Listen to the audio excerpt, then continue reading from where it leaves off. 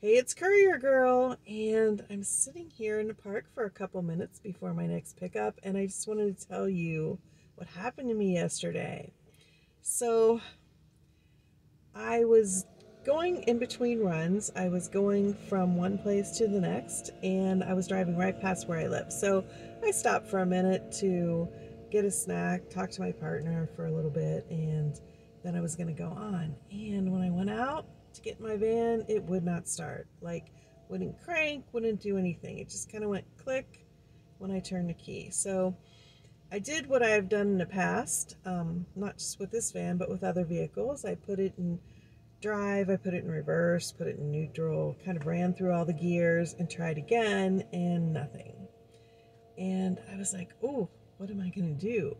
My van is out for the count, and I can't really walk 90 miles to my next delivery. So I went back inside and said, my van won't start. And he immediately said, well, take my car and I will take care of the van for you.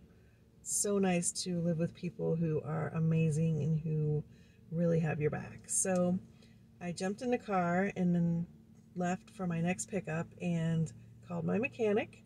And he's like, probably the starter. We knew that this was going to happen. And we did. And I just ignored it. And so while I was out doing the rest of my deliveries, the van got towed to the mechanic. It's there today. They'll probably be calling me soon because even though they're super busy, they always get me in right away because I'm one of their best customers. I'm there every couple weeks for an oil change. Geez. So yeah, so good thing that number one, it happened at home. Number two, I had somebody who could take care of it so I could keep working. Number three, I had a backup vehicle to drive. I've talked about that before. And number four, we had auto roadside service so that I could get a tow. I mean, I could have called a tow truck and paid for it, but this is included with the roadside service. So this was AAA, but I also have it through my insurance company, so I could have called either. Okay, so one of the things that I want to talk about with this is to kind of remind myself and everybody else not to let things go when you know that they're going to be a problem down the road. Like, you know your vehicle better than anyone else. You know if something doesn't feel right, something doesn't sound right, something's just a little off. You know. And even if your mechanic kind of says, oh, there's nothing wrong, you know if there is. And I knew months ago that this starter was going to become an issue, and I chose to ignore it. So maybe 6 months ago, every once in a while, not often, but every once in a while, I would turn the key, it would crank, but it wouldn't start. And then I would just do it again and it would start. Sometimes it took twice, never took 3 times. And first I thought maybe it's the battery, but the battery was pretty new, so I had them check it, and they're like, no, it's the starter. It's going to eventually need to be replaced. So it's not like I didn't have a warning.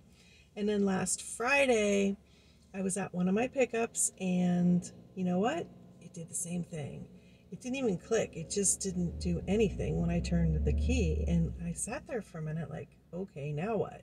Because it was 5 o'clock in the morning, and I was at a dock on a place that I pick up from every morning, and I couldn't just leave it there. So I'm like, okay. So I ran through the reverse and the neutral and the drive and all of that.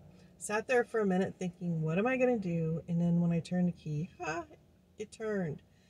And it was fine the rest of the day, and it was fine all weekend. And I thought, well, I'll call my mechanic Monday, but it was fine. And so then I thought, well, I'm going to go in for an oil change in a week or so anyway. I'll just have them look at it then. Well, it didn't last a week. It lasted until Wednesday. That was yesterday. And so now here it is. I had to get it towed. I'm driving a different car.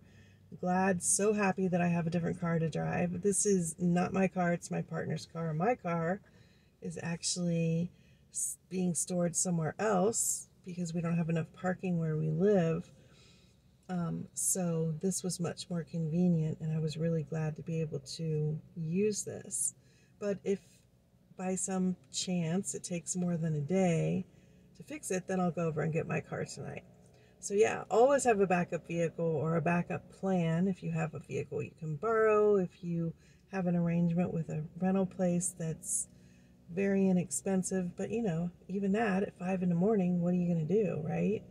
If something happens in the middle of the night, or if something happens when you're 100 miles from home, what are you going to do? So have roadside assistance, backup plans, people that you can count on, extra vehicles, everything that you need to do to keep working, because, you know, I got to work more now because I got to pay for the starter, however much it is. So yeah, that's it. That's my story. I knew it was going to happen. I let it happen anyway. And fortunately for me, it happened at home. Could have been a lot worse. And everything's getting fixed. So yeah, I'll be back in my van tomorrow. Peace out and see you on the road.